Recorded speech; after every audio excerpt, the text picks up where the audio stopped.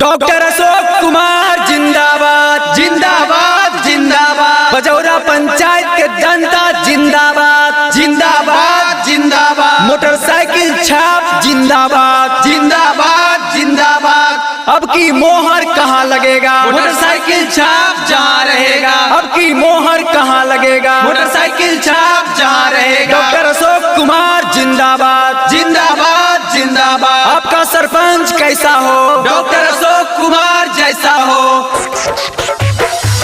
बजौरा पंचायत के जनता दीहा दे अनभाजी, दीहा दे अनभाजी।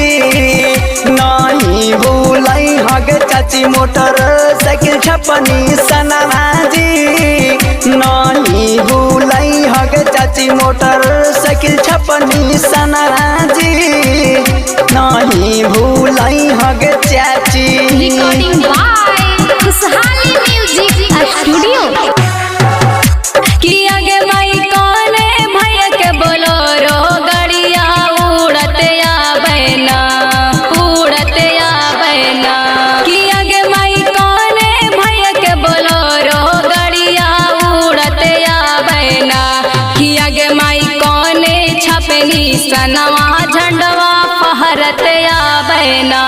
कि आगे माई कौने छपनी सनवा झंडवा फहरत आबैना। कि आगे माई कौने छपनी सनवा झंडवा फहरत आबैना। कि आगे माई अशोक भैया के बोलोरो गड़िया उड़त आबैना, गड़िया उड़त आबैना। कि आगे माई अशोक भैया के बोलोरो गड़िया उड़त आबैना। कि आगे माई मोटरसाइकिल छापनी सनवा झंडवा फहरत आबैना। कि आगे माई मोटरसाइकिल छापनी सनवा झंडवा फहरत आबैना। कि आगे माई मोटरसाइकिल छापनी सनवा झंडवा फहरत आबैना। नोट पर ना वोट बर्बाद करिए चाची। नोट पर ना वोट बर्बाद करिए चाची। कि अब की हमर भैया के जिंदाबाद करिए चाची। कि अब की हमर भैया के जिंदाबाद करिए चाची। रिकॉर्डिंग बाय खुशहाली म्यूजिक स्टूडियो। कि आगे माई कौन भैया गलिए गलिए घुमा हाथीना, घुमा हाथीना। कि आगे माई कौन भैया गलिए गलिए घुमा हाथीना। कि आगे माई की नाका से हथवा जोड़ी वोट मांग हाथीना। कि आगे माई की नाका से हथवा जोड़ी वोट मांग हाथीना। कि आगे माई की नाका से हथवा जोड़ी वोट मांग हाथीना। कि आगे माई डॉक्टर अशोक भैया गलिए गलिए घुमा हाथीना, गलिए घुमा हाथीना। कि आगे माई डॉक्टर अशोक भैया गलिए गलिए घुमा हाथीना। कि आगे माई जानता से हथवा जोड़ी वोट मांग हाथीना। कि आगे माई जानता से हथवा जोड़ी वोट मांग हाथीना।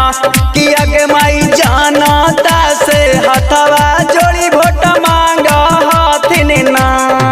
गलियाना गलियाना घुमथिन अशोक भैया। गलियाना गलियाना घुमथिन अशोक भैया। लेके मोटरसाइकिल छपनी सनवा जी चाची।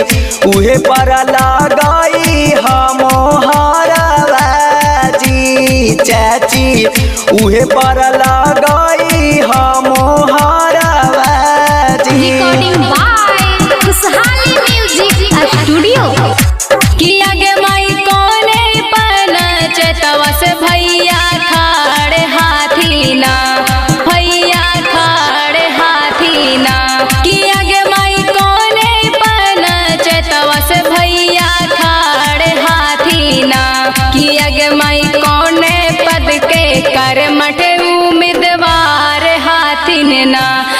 आगे मैं कौने पद के कर मठे उम्मीदवार हाथिन ना कि आगे मैं कौने पद के कर मठे उम्मीदवार हाथिन ना कि आगे मैं बजौरा पंचायत से अशोक भैया खड़ हथिन ना भैया खड़ हथिन ना कि आगे मैं बजौरा पंचायत से अशोक भैया खड़ हथिन ना कि आगे मैं सरपंच पद के करमठ उम्मीदवार हथिन ना कि आगे मैं सरपंच पद के करमठ उम्मीदवार हथिन ना कि आगे मैं सरपंच पद के करमठ उम्मीदवार हथिन ना मोटरसाइकिल छापानी सनमा लेके